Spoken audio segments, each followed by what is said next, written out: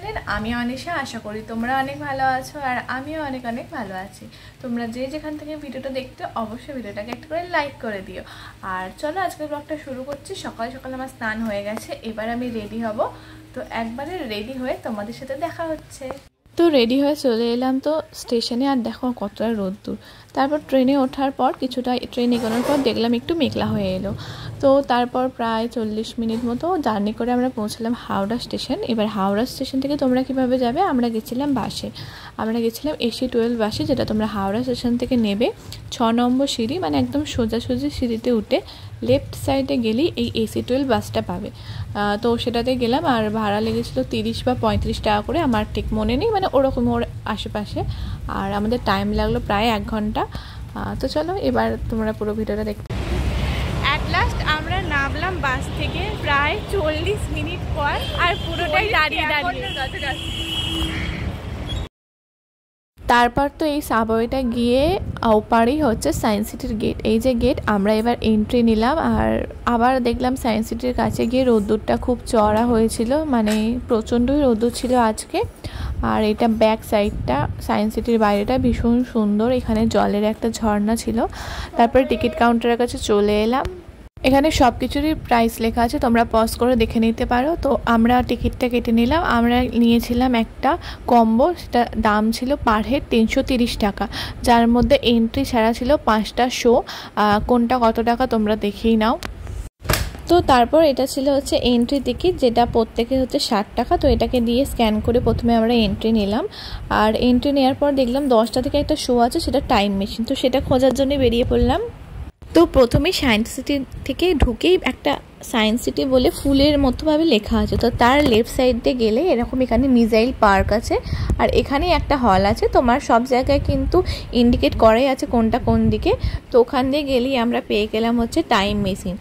আমরা ভেবেছিলাম 10টা, মানে 10টা থেকে হয়তো শুরু হয়ে যায়। তারপর জানলাম না, 10টা থেকে শুরু হয়, কিন্তু আর কি অনেকটা লাইন পড়েছিল। তো দুবার হওয়ার পর তারপর আমাদের পালা এলো, অ্যান্ড তারপর আমরা উঠলাম। আর এখানে দিয়ে দিল একটা করে গ্লাসেস, যেটা পড়লে তবেই তোমরা 3D এফেক্টটা পাবে। আর ভেতরটা ঢুকে বসলাম আমরা। তো তারপর তো শোটা শুরু হলো। তো একটুখানি ক্লিপ তোমাদের জন্য রেখেছি যে জিনিসটা কেমন, তো তোমরা দেখতে থাকো।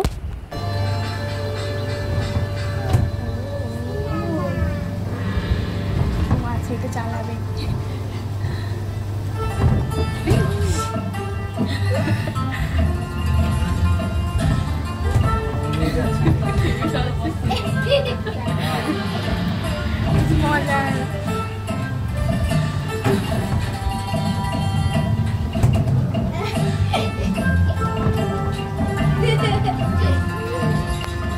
আমি একটা জিনিস করি,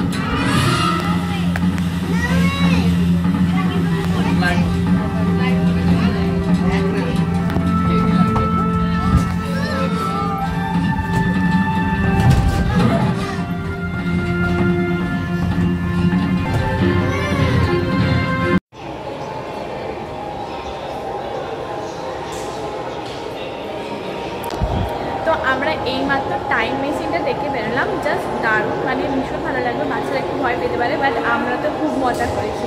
তো এবার 11টা থেকে আমাদের 2টো শো আছে, কোনটা আমরা যাবো ডিসাইড করবো। তো চলো আমাদের সাথে তোমরাও দেখতে থাকো।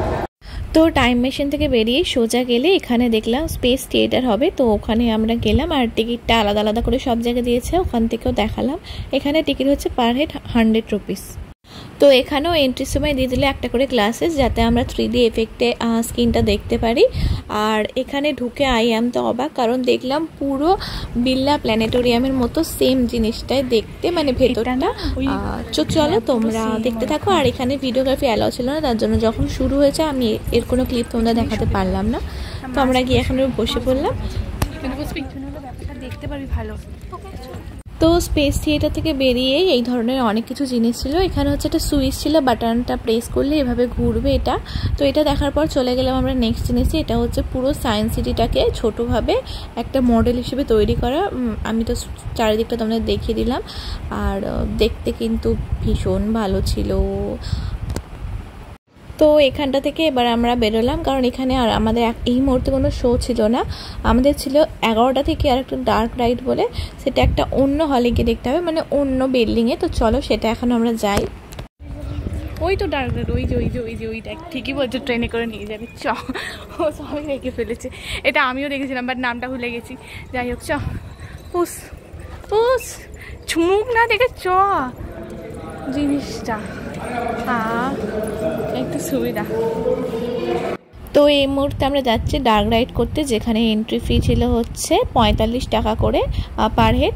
তো প্রথমেই আমাদের একটা টয় ট্রেনের মতো একটা গাড়িতে বসিয়ে দিল অ্যান্ড এটা এগোতে শুরু করলো। আর একটু একটু জায়গায় দাঁড়িয়ে পড়ে সেই সম্পর্কে আর কি জানাতে লাগলো। পূর্বে আমাদের পৃথিবীতে কী কী জীব ছিল, তারপর ডাইনোসর কীভাবে হলো, ডাইনোসরের পরবর্তী প্রজন্ম কীভাবে হলো, এভাবে করতে করতে পুরো ট্রেনটা এগিয়ে যাচ্ছিলো। তো তোমরা দেখতে থাকো ভিডিওটা, আমি একটু স্পিড দিয়ে দিচ্ছি কারণ নাহলে তোমাদের বোরিং লেগে যাবে। তো চলো দেখতে থাকো।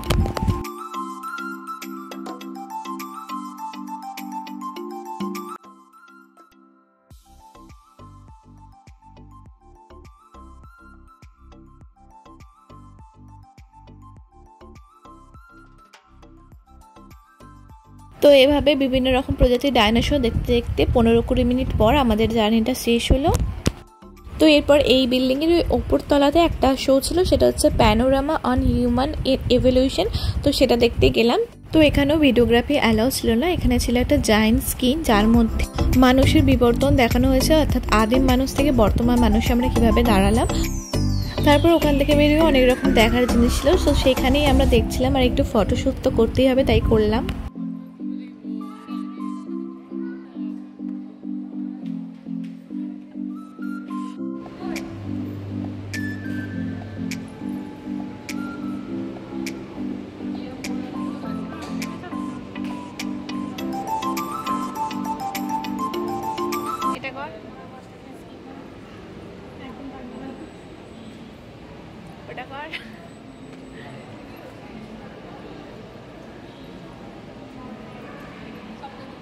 তো এরপর আমাদের শোয়ের টাইম ছিল 1:30 আর আমাদের খিদে পেয়ে গেল। এখানে এসে খেয়ে নিলাম আমরা একটু চাউমিন।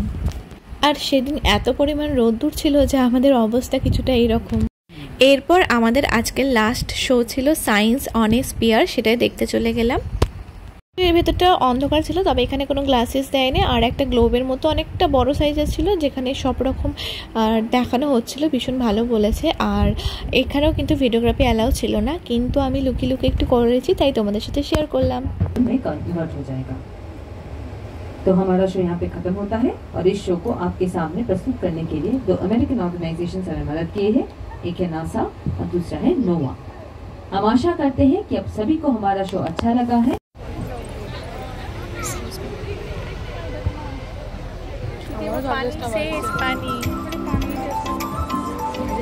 তো তারপর ওই শোটা দেখে বাইরে বেরোলাম। আর এখানে অনেক রকম এক্সপেরিমেন্টাল বৈজ্ঞানিক জিনিস ছিল, তো সেইগুলি আমরা একটু পরিদর্শন করছিলাম।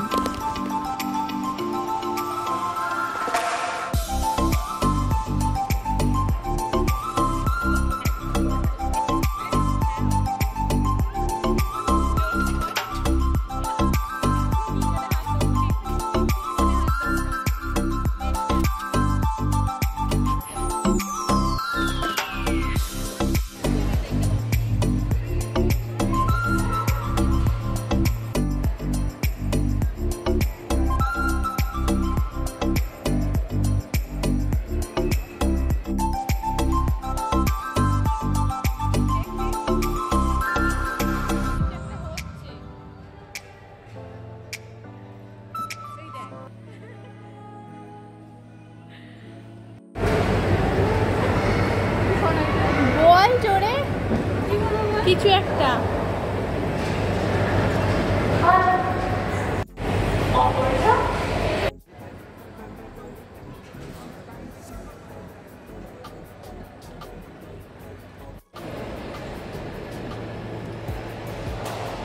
এবার ধুয়ে নিলে ফ্রেশ হয়ে যাবে।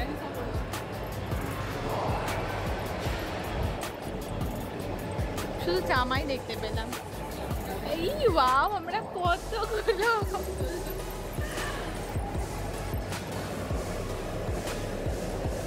আমরা উল্টো এইটা দাদা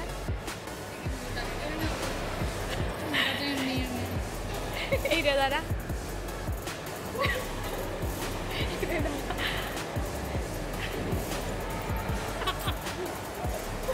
তো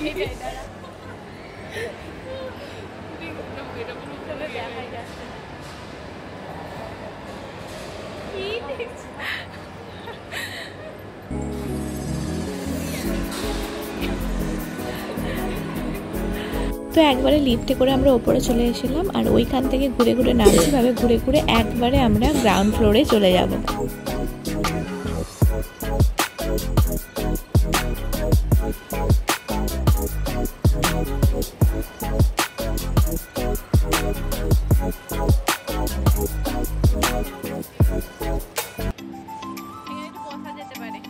তো দেখো আমরা এবার এন্ট্রি নিচ্ছি অ্যাকুরিয়াম বলে একটা পার্ট আছে সেখানে। তো ভিতরে অনেক রকম মাছ ছিল, সপ্তাহ ভিডিও ক্লিপ নিয়ে নিয়ে যেটুকু নিয়েছি। চলো তোমরা আমাদের সাথে দেখতে থাকো মাছগুলোকে।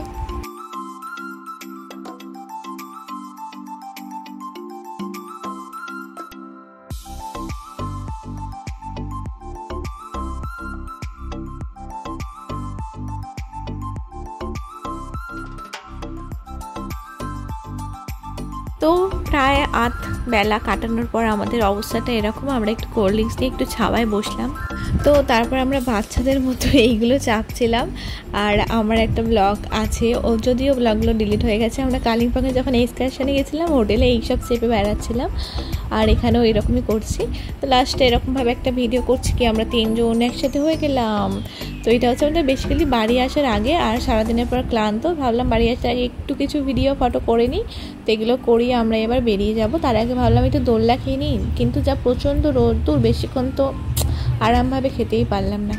তো এখন বাজে 4টে, আমাদের সব কিছু ঘোরা কমপ্লিট, আর যা রোদ্দুর। এখন আমরা যাচ্ছি ফেরার সময় রোপওয়ে করে যাওয়ার জন্য, আদৌ যাওয়া যায় কিনা জানি না। চলো, এই যে এখানে দুটো সুন্দরী গাইস যাচ্ছে।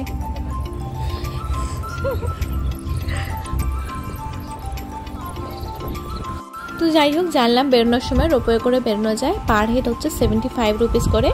তো ফেরার সময় যাওয়ার সময় একই ব্যাপার, কিন্তু প্রচণ্ড রোদ্দুর ছিল ফেরার সময়। আর রোপওয়ে করে যাওয়ার একমাত্র উদ্দেশ্য হচ্ছে পুরো সায়েন্স সিটিটা পুরো ওপর থেকে দারুণভাবে ভিউ পাওয়া যায়, মানে জাস্ট দারুণ দেখতে লাগে। দাঁড়াও এই গাছগুলো চলে যাক, তারপর তোমরা দেখবে যে এখানে এই জায়গাটা কতটা ভালো লাগছে। গার্ডেনটা দেখো, জাস্ট এত সুন্দর উপর থেকে লাগছে। একবার তো রোপওয়ে চাপতে হবে, হয় ঢোকার সময় নয় বেরোনোর সময়।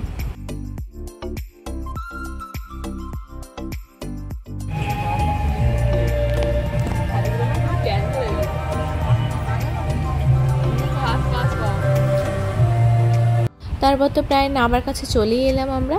আর দূরে দেখো ওটা রয়্যাল আইটিসি, তোমরা আশা করি সবাই জানো, একটা এক্সপেন্সিভ হোটেল এটা, আর রেস্টুরেন্টও বলতে পারা যায়। তো চলো এবার আমরা নামবো, নেবে আমাদের বাস ধরতে হবে। তারপর তো রোপওয়ে থেকে নেবে আমরা সায়েন্স সিটি থেকে বেরিয়ে পড়লাম। বেরিয়ে ধরার ছিল আমাদের বাস, আর কিছুক্ষণ ওয়েট করার পর আমরা হাওড়াগামী বাস পেয়ে গেলাম। অ্যান্ড হাওড়া থেকে ট্রেন চেপে এবার যাচ্ছে বাড়ির উদ্দেশ্যে। আর বাড়ির স্টেশন চলে এলো। আর ব্যাপার হচ্ছে স্টেশনে নেমে দেখলাম বাপিও আমার সাথে একই ট্রেনে ফিরেছে। তো বাপিকে বললাম, বাপি একটু তেলে ভাজা কেনো, বাড়িতে গিয়ে মুড়ি খাবো। তো বাপি এখানে তেলে ভাজা কিনলো, আর তারপর আমরা একসাথে বাড়ি চলে গেলাম। তো আজকের ব্লগটা কেমন লাগলো, ভালো লাগলে লাইক করে দিও, আর আমার চ্যানেলে নতুন হলে অবশ্যই সাবস্ক্রাইব করতে ভুলো না। চলো আজকের জন্য বাই।